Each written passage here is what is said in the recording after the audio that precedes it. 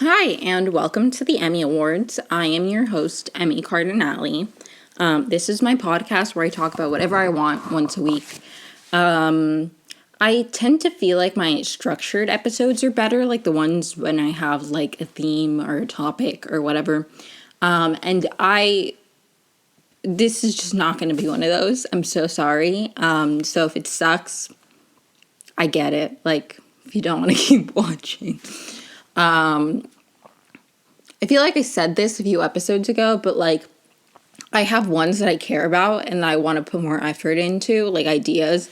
And then like every once in a while, I'll be like not having a great week. And I'm like, I don't have the energy to dedicate to like thinking the one out. I'm also doing something new, like outfit wise. I've never like done this. So if I look ugly, tell me in the comments or don't, whatever. So yeah, I had a few ideas, but all of them like suck. So I'm just going to talk about what's on my mind, things that are bothering me. I don't know. I'll leave timestamps in the description for this one, since it'll be probably sectioned off into different mini topics. For the ones about like the mental health one I just did, it was chronological, so it didn't really feel like it made sense for me to like be like high, because it was all linear. And all important. But this one, like, I will section it off in the description. So if there's a topic you're not interested in, you want to skip to another one, totally get it, and you can do that. If I knew how to do the chapters thing on YouTube, I would, but I don't. I don't think I have the ability because I only have like 45 subscribers. So, yeah. What was that? I don't even remember what I was going to talk about first. Okay. Let me see. What's been on my mind? So I'm very stressed out right now because I like had a job interview 2 weeks ago and I'm waiting to hear back and it's like driving me crazy. Yeah, I don't know if I should say that on the internet, but like whatever. It's just like a passing comment, It's not like what this whole episode's about. Although I do have to say, being unemployed right now and like recently graduated college, like I'm getting to the point where it doesn't feel recent. Like if I don't have a job by June, that's like 6 months. That's half a year that I've been living in my parents' house doing nothing. I mean, I have like this podcast. And I did like finish designing a magazine in March. So like I had things that I was doing, but it still just feels kind of lame. And I feel kind of bad about myself. I'm also really stressed out, not just because of the job thing, but also because I am trying to go back to Kenyan for senior week. And I don't know if that's going to work out. And I was deciding between going to send off or senior week, and I decided that I'd rather do senior week. And I didn't really think I could do both. Just mentally, I feel like it would have been too much. Plus, if I went for send off, the reason I decided not to go to send off and instead was like I'd rather do senior week was because for send off, I don't know, I'd have to stay with somebody for the weekend and then I couldn't bring my cat and it feels a lot less like official, where like the Office of Student Engagement or something sent me an email about whether I was going to walk at graduation. And I was like, I don't want to walk again because I don't want my family to come, but I do want to go to senior week. And they were like, that's fine, just like get in contact with somebody about housing. So like that feels more like easy because hopefully I can get housing through the college, but that's what I'm trying to work out right now. So hopefully that happens. I'm kind of like just stressed because I feel like I don't know what my life's going to look like a month from now. And I hate feeling that way because I get very overwhelmed. And yeah. I also like living at home with my parents. It's been a weird month because my father's been out of the country. So I just like, I've gotten into this routine of just me and my mom. And everything's, like, gonna change now. Like, it feels like everything is gonna change. I don't know why. Well, because my dad's coming back, and then I'm going to New York, and then...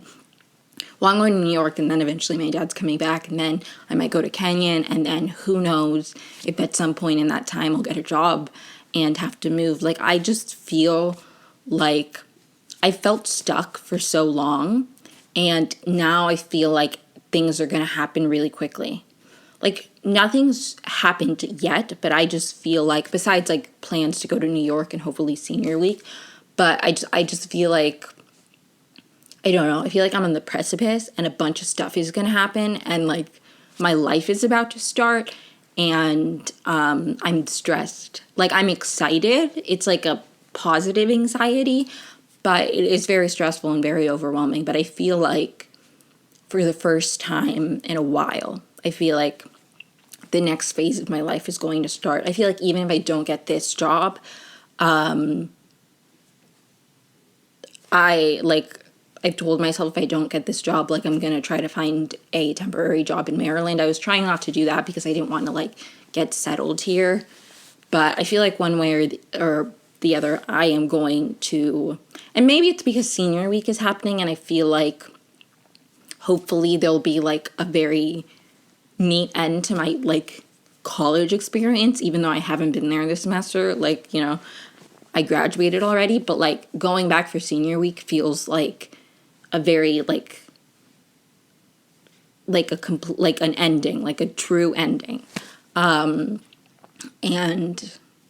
I don't know, I feel like I'm on the precipice of, like, something. Yeah, I feel like something's about to happen in my life.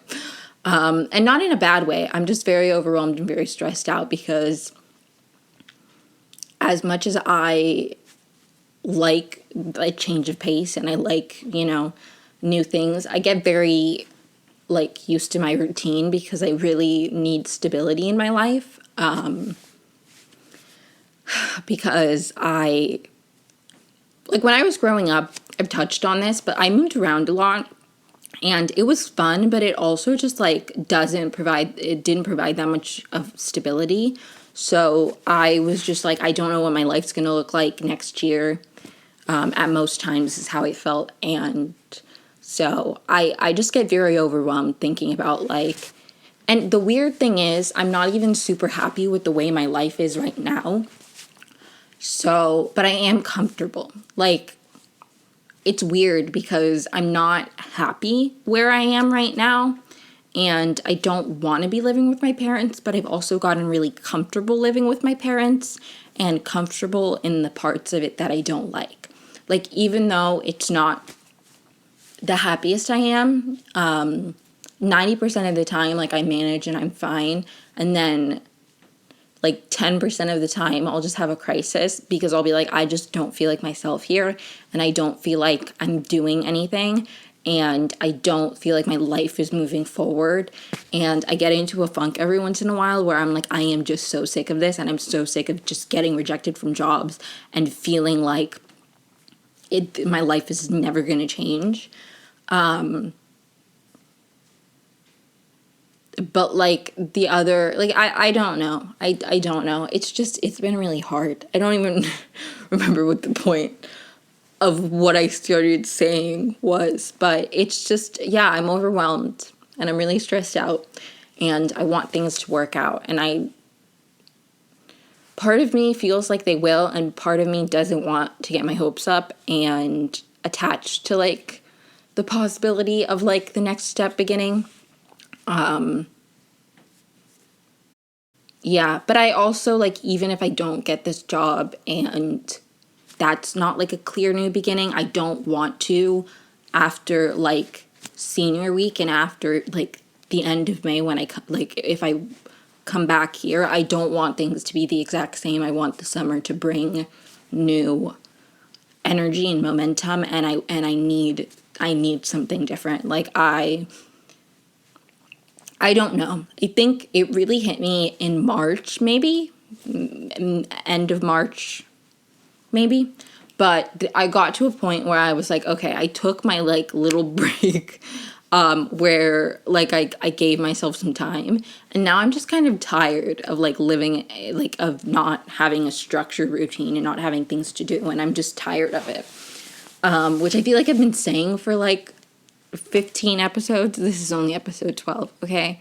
Not really good hyperbole, you know. But anyways, Yeah, I don't know. It oscillates. Like, half the time I'm like, not even half, but like, sometimes I'm like, oh, I'm so tired of this. And other times I'm like, well, this has been very comfortable and safe. And I don't know, maybe both of those things can exist at once. Like, I don't want to be here, but I'm comfortable here. Maybe that's part of the reason I don't want to be here. I don't feel like myself. I don't feel like I'm progressing. I don't feel like I'm moving forward in my life. And I really value growth, and even though I'm scared of change, I do really value growth, and I feel like I'm stagnant in my life right now. But yeah, I don't know why I started saying this. I guess I'm hoping Taurus season and Gemini season and everything will... I mean, Gemini season is gonna, like, obviously bring a new phase of my life because I am a Gemini, and I'll be turning 23, but, which is crazy. I almost said 21. Like, I was about to say 21. I don't feel like I'm turning 23. But, I need, I need things to change, and I'm determined to make them change, and they will change. I'm manifesting that for myself. But anyways, I guess that's the first thing I wanted to say. I don't even know if I'm going to timestamp that introduction / life update. I don't know. Something I wrote on this, like, thing, my, like, notes for this episode of ideas, one of them was why I hate men. And I don't think I want to do that today, but I do want to tell a funny little story that I didn't touch on in my last episode. So trigger warning, it doesn't touch, like, it was right after I was in a psychiatric hospital, but, like, I don't know. I'm it's not going to be triggering, but, just in case, if you want to skip that, I'll, like, obviously timestamp this. So I was in a group therapy. It was an intensive, I forgot to talk about, like, post-psych ward in my last episode, I guess, because I was just so, like, I don't know. It was very emotional, and I just started talking about, like, my general feelings on mandated leave and stuff like that. But I didn't talk about, after I was in the psych ward, when I came back to Kenya, I might have said that I was in therapy 9 hours a week, but those 9 hours were this group therapy. And it was in Columbus, Ohio, so it was an hour from campus. And I would go once a week, 3 times a week for 3 hours. And it was pretty, like, helpful at first. I learned some skills, like, yada, yada, yada. But I was, like, the youngest person in the group. It was mostly, like, middle-aged, like, men and women. It was equal. But it was, like, there was this one girl who was around my age, and she said stuff that, like, still resonates with me today, and I think about her. She gave me her phone number because my second session was her last one, and she was like, if you ever want to, like, get in, and I lost it, and I don't remember her name, so never gonna see her again. But she said some stuff that really, like, meant a lot to me, and I was finally, like, finally somebody in this group I relate to, because we would do check-in, and I'd be like, I don't like understand any of you, which it's like weird now because the group therapy I'm in, there are people who have lived completely different lives. But even then, when they say things, like, it does resonate with me. I think because the program I was in, it was an intensive outpatient program, and a lot of the members, like, were coming from, like, some sort of rehab or drug treatment. So a lot of the people in my group struggled with addiction. I think most of them did. And so I think it was just, like, a different kind of group, because the group I'm in now, like, most of us are just, like, dealing with interpersonal relationships or, like, high intensity emotions, like, stuff like that. And I haven't struggled with addiction, so I didn't totally understand it. One time this guy came in, he was new, I'd been there for a few months, and he was like, literally the group leader was, like, talking, and he was like, isn't this for drug addicts? She doesn't look like she's done drugs, and he pointed at me. And I was like, but that's not the story I wanted to tell. I just thought of that because I did learn a lot about addiction, and it was a very, like, interesting experience for a lot of it. It's just after what I'm about to tell you happened, I was very uncomfortable. So every Friday at this group therapy, we had, like, positive affirmation day where you had to, like, write yourself positive messages, and then you have to write other people messages. And a lot of the times, like, it was just very much like, you can do it or you'll get through it. And I, like, didn't want to just write the same thing for everybody. So I tried to, like, make them personalized. And for this old guy, like, and by old, I mean, like, he had grandchildren and, like, you know. So I'm pretty sure he was a widow, or I don't know. Maybe not. Maybe that's the other guy. Anyway, so this guy...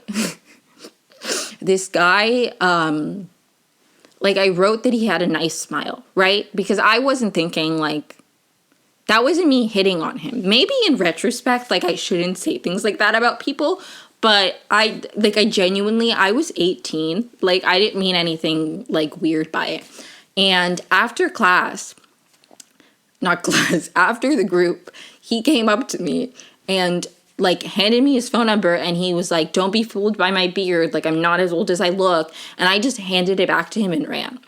And then I told the group leader, and he was like, just ignore him. And I was like, can't you say something to him? And he's like, just ignore him.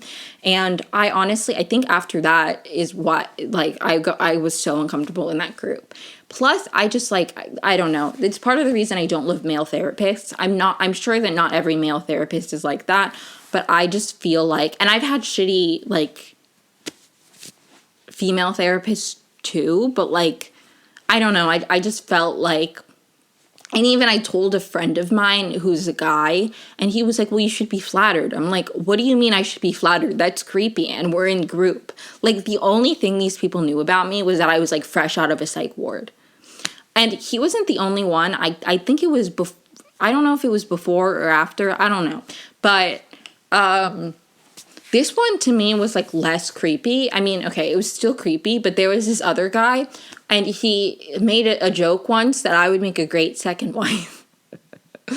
And obviously it was still creepy because he was also, like, old. Like, old, I mean, like, the age of my parents or older, and to me that is just, like, too old to be hitting on me at 18.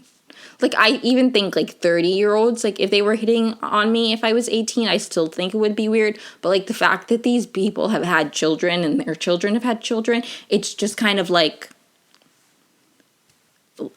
bizarre. Plus, we're in group therapy. Like, that's just unbelievably. Although that guy saying I would be a good second wife is just still, like, hilarious to me. But, yeah, I was just, like, that group was weird. Although it did make me realize that if I ever wanted to be a sugar baby. Anyways. Crazy stories from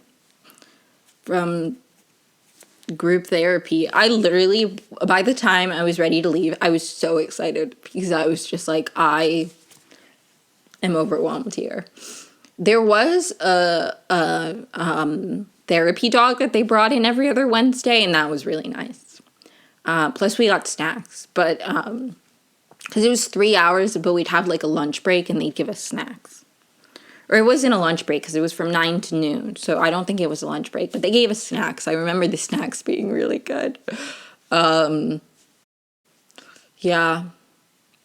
So I don't, like, yeah, I wrote down why I hate men as a podcast idea episode, and maybe I will eventually, but I just think about that story.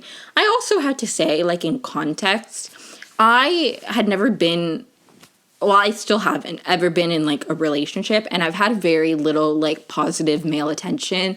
Like, I had very little positive male attention growing up, and I still haven't had that much. And it's okay, I don't really care. But, like, it was very jarring for, like, the first time that somebody, like, and even, like, the positive male attention I had, it was, like, I was, like, always the one to initiate it. I'd be like, I like you, and then it was, like, there was this one guy, and I was like, I told him I liked him first, and then it was like weird and like wishy-washy, and I've touched on that before, and I don't want to talk about him anymore. But anyways, like even then it was very like wishy-washy, and I was the one who was more in it. It was just very weird that the first like person to like hit on me and give me their phone number was like an old guy in my group therapy. It was very jarring. Like I don't know. But yeah, anyways, old men love me, apparently. But why wouldn't you? I'm beautiful, I'm smart, I'm funny, like, yeah. I've come to realize I don't really care if men like me. Like, I really don't. Like, if you don't like me, peace and love. I'm probably too good for you. I'm just kidding. I'm really just kidding. Like, I say those things, like, truly out of jest, because every man I've ever liked has rejected me. So, like, live, laugh, love, you know? And it is what it is. Who cares? Like, who cares? Because I genuinely don't. I don't care. I know I'm wonderful, and I know someday somebody will like me, and they'll initiate it first, and they'll give me their phone number and be like, without them being old. Anyways, okay, that's the end of this story. Time stamping that. Moving on. Yeah. Anyways. Another thing I have here listed is my identity as a Venezuelan. So, and just generally how I feel about being an immigrant and stuff like that. I might make a whole podcast about this because I feel like it's important to talk about, and I like care about it a lot, being Venezuelan and being an immigrant and all of that. But I am just going to talk about it a little bit. I moved to the United States when I was like 3. And so I don't know. I've always like really struggled because I never felt American. Like, I'm not American. I'm still not a U.S. citizen. I can apply as of this year, and I should actually get to that. But like, I'm not American, and I didn't grow up in an American household, but then I'd go back to Venezuela, and like, I feel weird because I want to say Venezuela, but then I don't want to, like, weird, like, when I say Venezuela, it's not because I can't say Venezuela and I can't speak Spanish, like, that's not why, it's just because I don't know, I, like, half the time will, like, switch into Spanish, and then the other times I just say it, like, with an American like, it's just hard for me because I'm like, I don't know what would be less weird.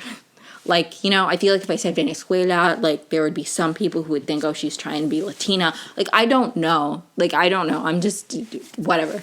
I'm overthinking this. Like, 10 people watch these, and they're all people I know in my real life. But, yeah, I always struggled a lot with, like, my identity because I was like,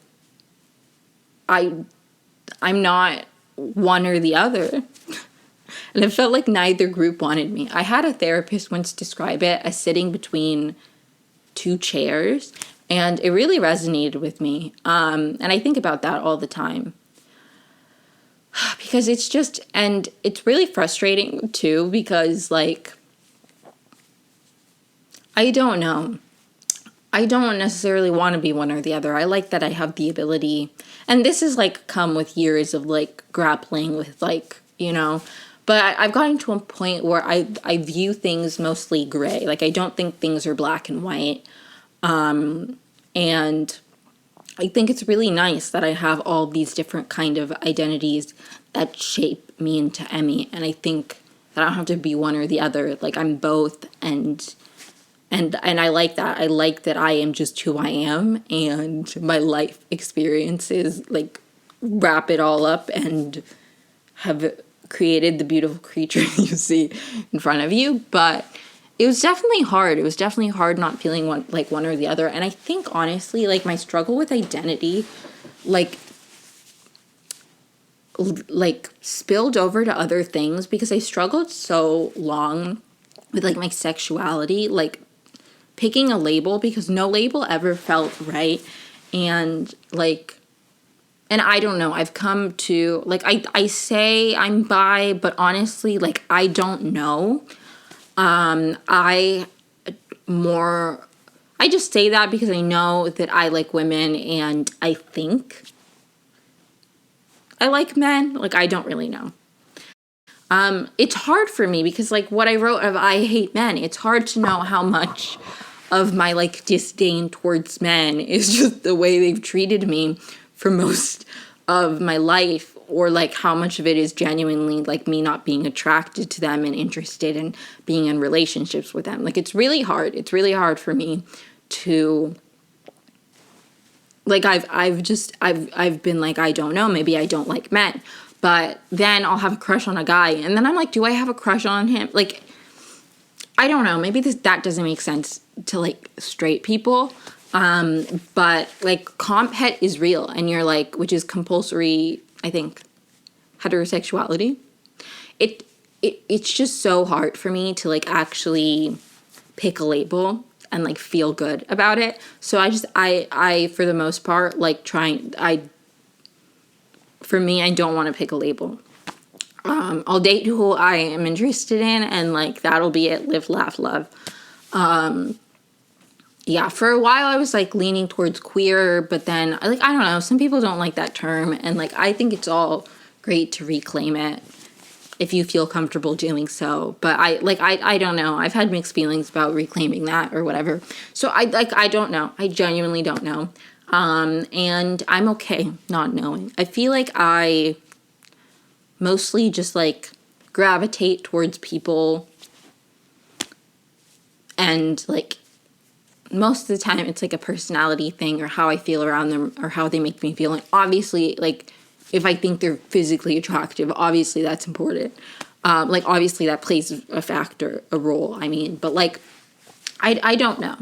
I have just struggled with my identity for so long, in so many different aspects. And I think being an immigrant shaped a lot of that, because from a young age, like, you are an other in some capacity. And I remember, and I know I've said this in another podcast episode, but I remember, like, when I was young, like 7 or something, maybe younger than that, somebody asked me where I was from, and I said Venezuela, and they literally looked at me like I was from another planet. And yeah, so it's just hard, because I couldn't pronounce some things until I was older. But then, you know, you grow up most of your life in this country, and then you go back to Venezuela, and it's like you're not from here. And it's just hard, because it's like, where am I from? And I think that's part of the reason which I touched on this in my last episode, that I never felt like I fit in anywhere.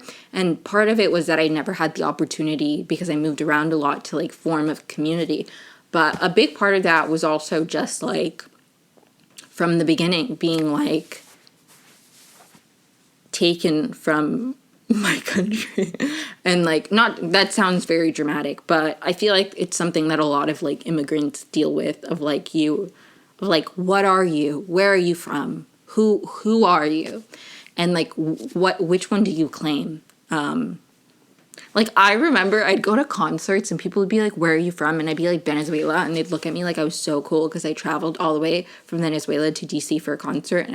And I'd be like, oh, no, but I grew up in Maryland. That's the way I started saying it. I'm originally from Venezuela, but I grew up in Maryland, right outside of DC. Like, that's the way I say it now when people ask where I'm from, because when I say Venezuela, I feel like people, when you say that, they either think that like, they're racially profiling you, and, like, that question of, like, where are you from, and where, like, people of color will be like, oh, Cincinnati, and they're like, no, but where are you from? And they're like, Cincinnati.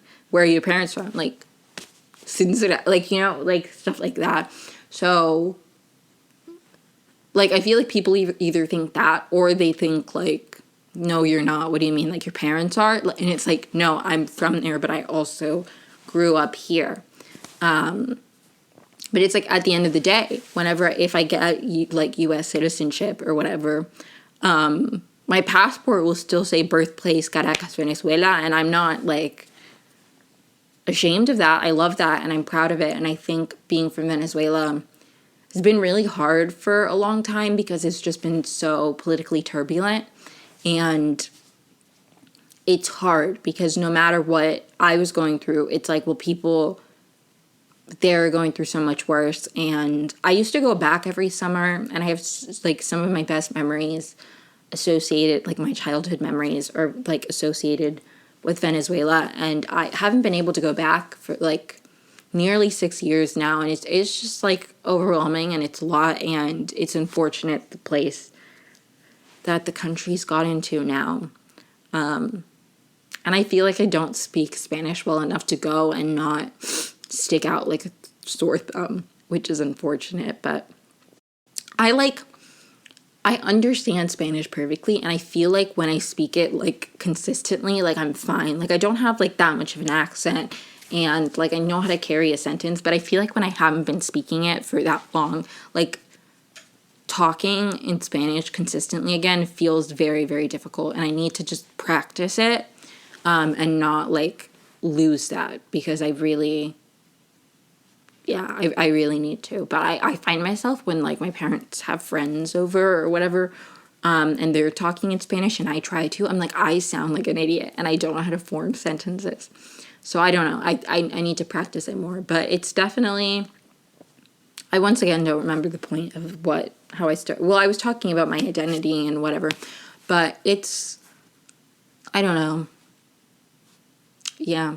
Being from Venezuela has shaped my entire life, obviously, because I moved here when I was younger. I eventually got a green card. Like, I don't know. Maybe I'll probably talk about this more in depth in another episode. My dad told me that my grandma wanted me to make a podcast in Spanish, and I'm like, I just don't think I could. I would sound so stupid. Maybe if I get my father or my mother to be there with me, although I don't think they'd agree. But, like, to do it, I mean. But I feel like I could speak Spanish better if it wasn't just me. I would literally be like, what is the word for, like, this? What is the word for that? Like, I'd just panic.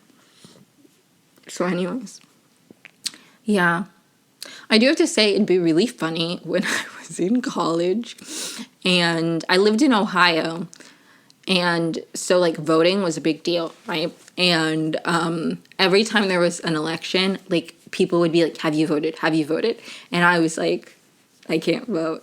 It was really funny. One time, this was in 2020, fall of 2020. So, you know, the presidential election was in full swing.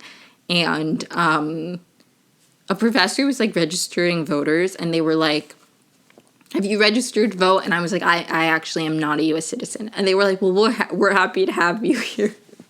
And I was like, thanks. Very nice. Very, very nice of you. I also, like, something that's really interesting about having a green card is, like, you're not a U.S. citizen, but also, like, college-wise, you're not an international student. Like, I was a domestic student. That's what they call them. Even though I'm not a U.S. citizen. It's very, like, confusing, immigration stuff. Especially because my brother didn't have his green card when he applied to colleges. He got it right after. So he was an international student, even though we got green cards at the same time because he's older. It's crazy. It's, like, bizarre. Like, genuinely so confusing. Like, people who, like, have grown up in the United States, like, even if, like, depending on their visa, they're international students. It's just so confusing. College application, all of that. Very, very confusing. But anyways, yeah. Just wanted to say that. Just wanted to touch on that. In case you didn't know, I'm from Venezuela. I am. So, I really miss it. I miss, like, it's very nostalgic for me. Like, yeah. And the sad thing is that a lot of the things that are, like, nostalgic probably just wouldn't be the same. So, yeah. At least as much as I say I don't remember my childhood, and, like, I mean that, like, I do feel like I remember a good amount about Venezuela, and I'm really happy about it, and I want to write about it, so those memories can be immortalized, because I don't want to forget things. But yeah. Another thing I wrote was pop culture / trending stuff. Okay. I don't know if I want to talk about this because I admittedly do not know enough. But the whole Johnny Depp Amber Heard trial is like really making me uncomfortable the way some people are talking about it. Like, I don't think, like, I don't understand why people are making, like, fan cams of, like, Johnny Depp in court. Like, it just feels like, that's a very serious thing and you shouldn't be, like, being like he's a badass while testifying. It feels icky. It feels really gross to me, the way people are like, and I don't know. I feel like the way that, and I get, like, the way things happen now in like this society we live in, I'm not making any sense, but the way things like happen now with social media is like everything is everybody's business. And I don't know, I fall, like, I'm nosy and I like to know what's happening in people's lives too. And I do understand that, like, this whole thing was, like, started, I believe, by, like, an op-ed she wrote, which that is public. But it just feels uncomfortable to me that details of, like, I don't know.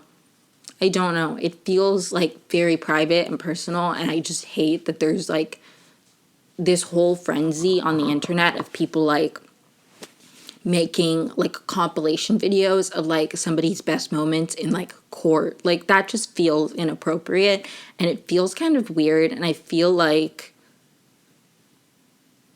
it kind of takes away from the, like, severity of the accusations. I don't know. But I don't know, it's just making me uncomfortable. I don't know if that makes any sense, and I don't want people to get mad at me. I mean, like, 5 people listen to these, and if you feel differently, please let me know in the comments. Again, I'm following it very minimally because I feel very uncomfortable being privy to, like, somebody's private details. And I don't know. When things are, like, public, I think responding to things publicly is good and important, because when something is public, it can, and you, like, let other people into that interpersonal conflict, the words said and things that have happened, like, that can cause damage to other people. Like, I think about, like, the Jessie Smiles, Gabby Hanna stuff. If you don't know what I'm talking about, I can't explain it to you. But I think that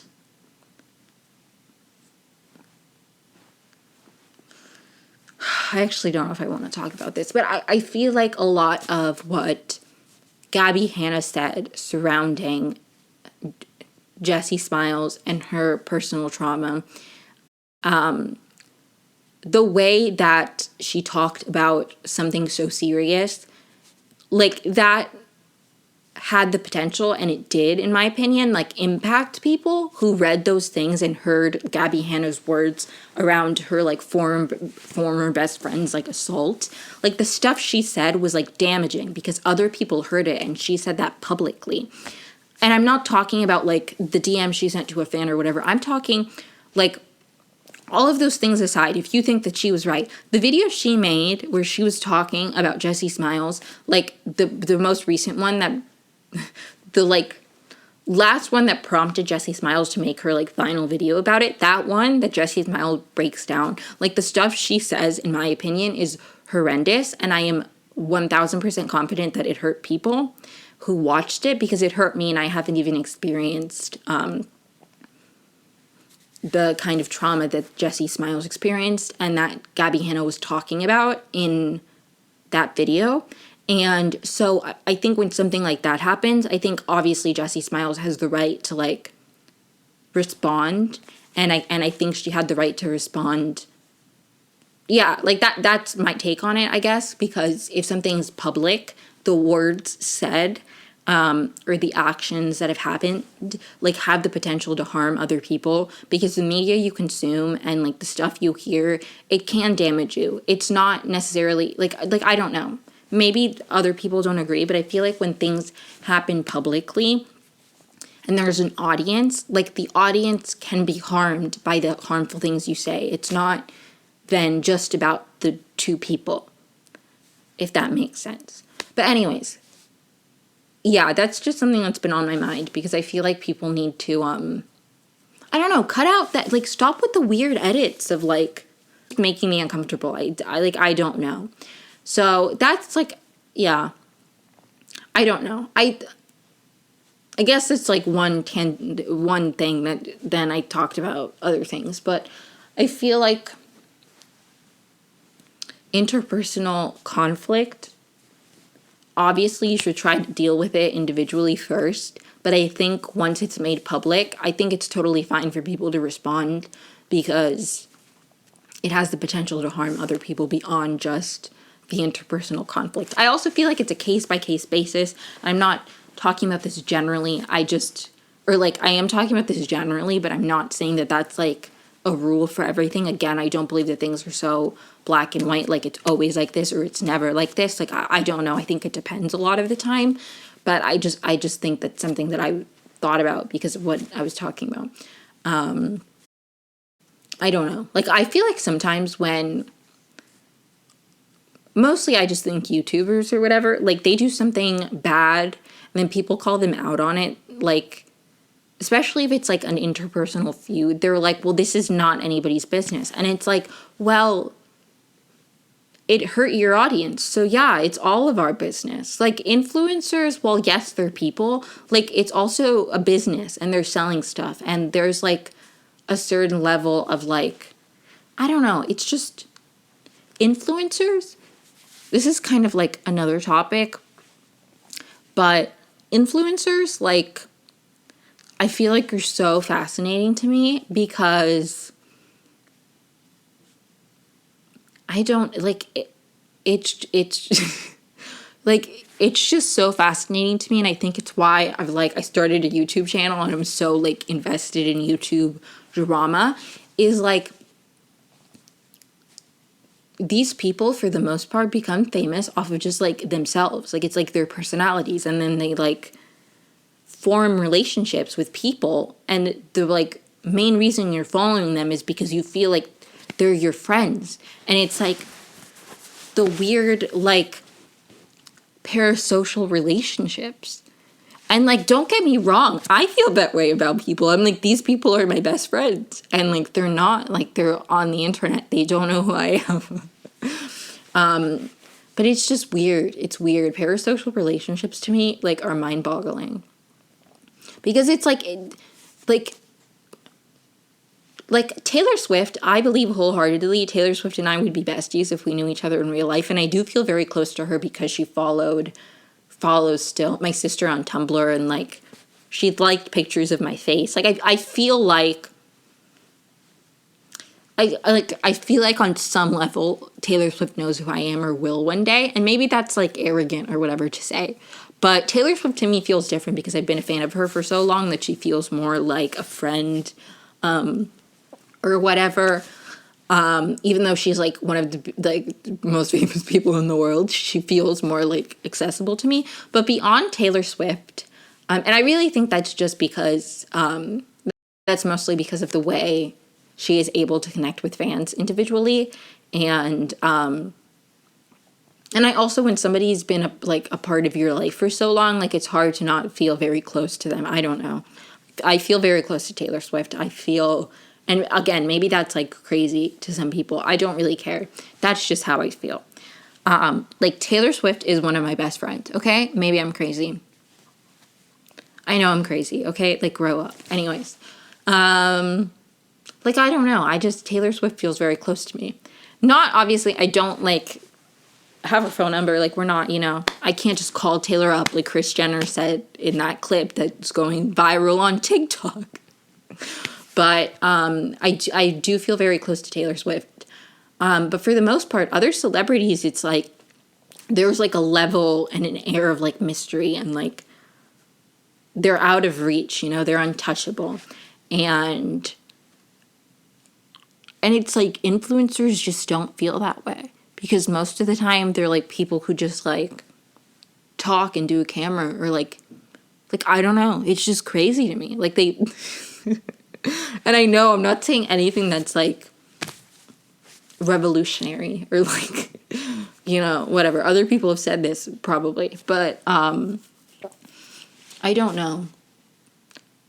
I don't remember the point of this, of what I was saying. I think just influencers, too, is just really interesting because I think it's such a new role in the grand scheme of things, of, like, the way people sell things and the way people, like, interact with, like, communities and fans or whatever, that I think, like, it's so interesting to watch and be a part of in some capacity, like, the changing media scape or whatever. And, like, I always just think about how, like, in 10 years, certain things are going to be on the internet. And because it's a new form of media, and there's, like, the laws and society in a lot of ways hasn't fully caught up to, like, the ever-changing, like, social media sphere. But it's, like, children on, like, family channels, like, in 10 years, like, there's going to be, in my opinion, like, laws, lawsuits, like, stuff to protect children. Like, there's got to be eventually, like, some kind of overreach and some kind of protections for children in this new form of media. Because children who are actors, like, while it's a very, like, hard thing to, like, plenty of child actors are, like, it's not good. But there are, like, protections in place, particularly in terms of financial stuff, that a child actor's parents can't just spend all their money and then they turn 18 and they're broke. Like, that doesn't happen anymore because of a law that I don't remember the name of, but it's based off of a child actor who had nothing when he turned 18. I remember reading about, like, I learned about this for the first time in Naya Rivera's book. Because she was like, as soon as I turned 18, I used my money from, like, child acting to get a boob job.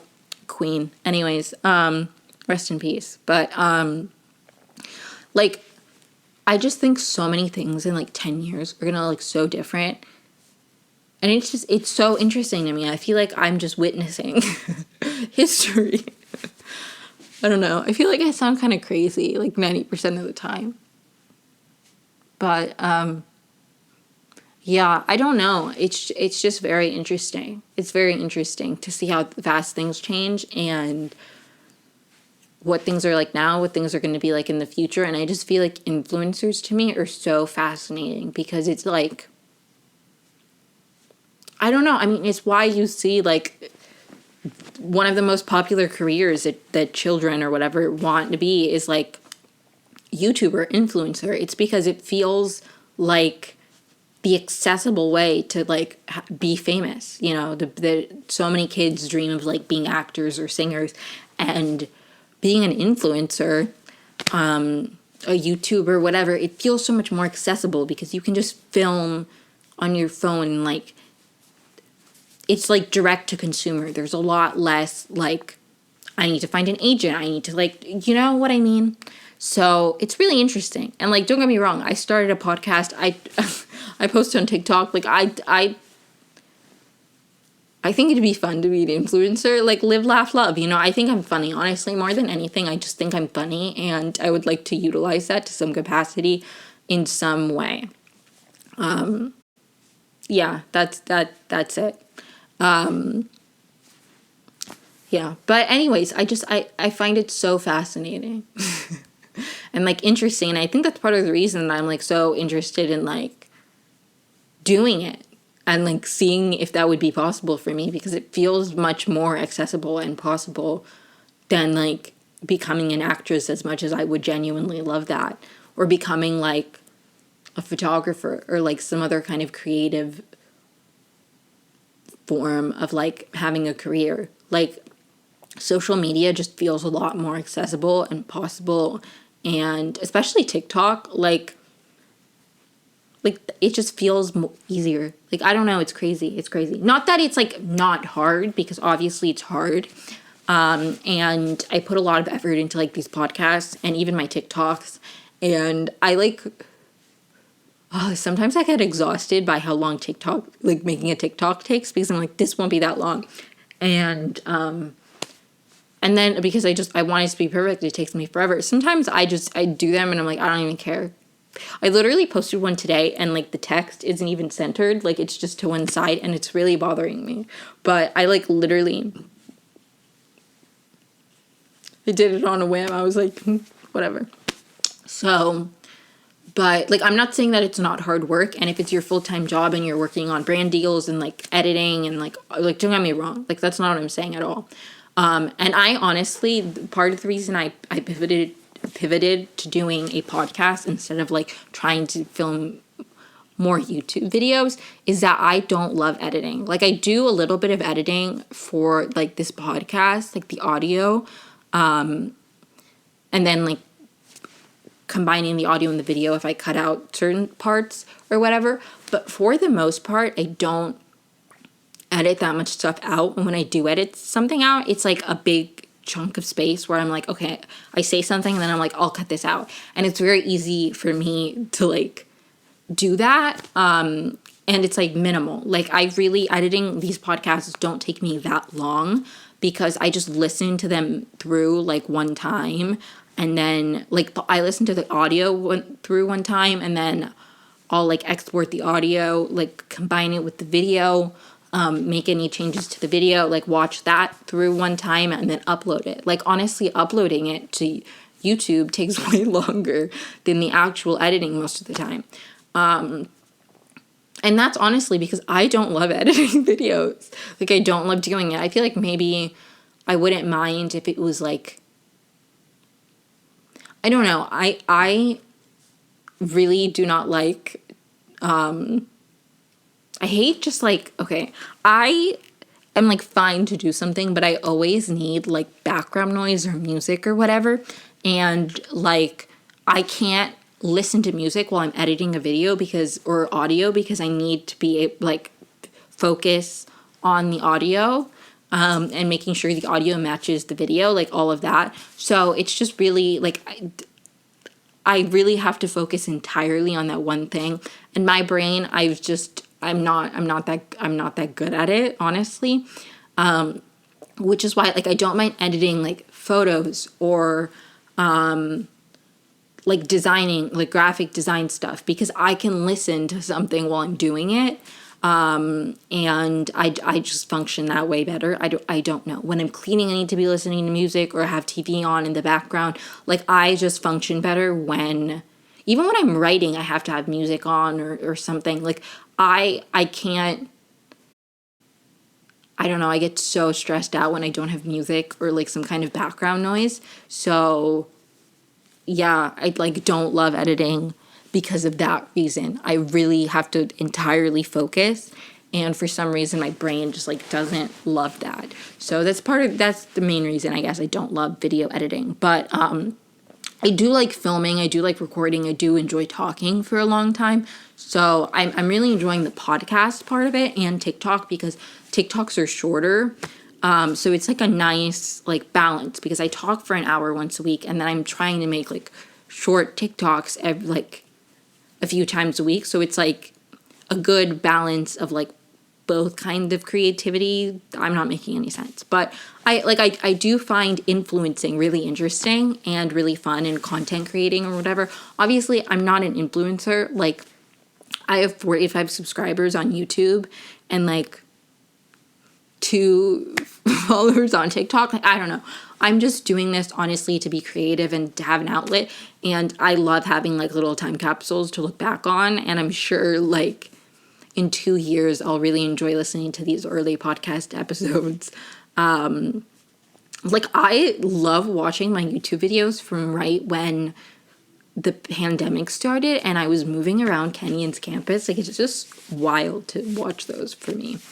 But like obviously right now I'm doing this for fun and to express myself and to have some creative outlet for this time when I'm not doing anything creative or anything. But I do find it really interesting and really fascinating.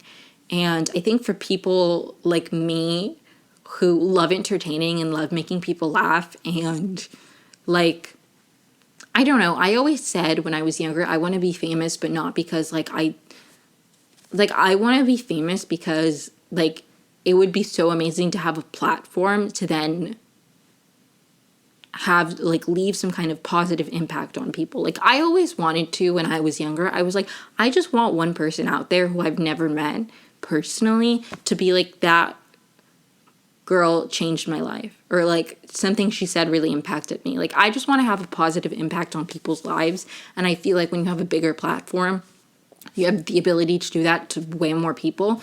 And I think that's really wonderful.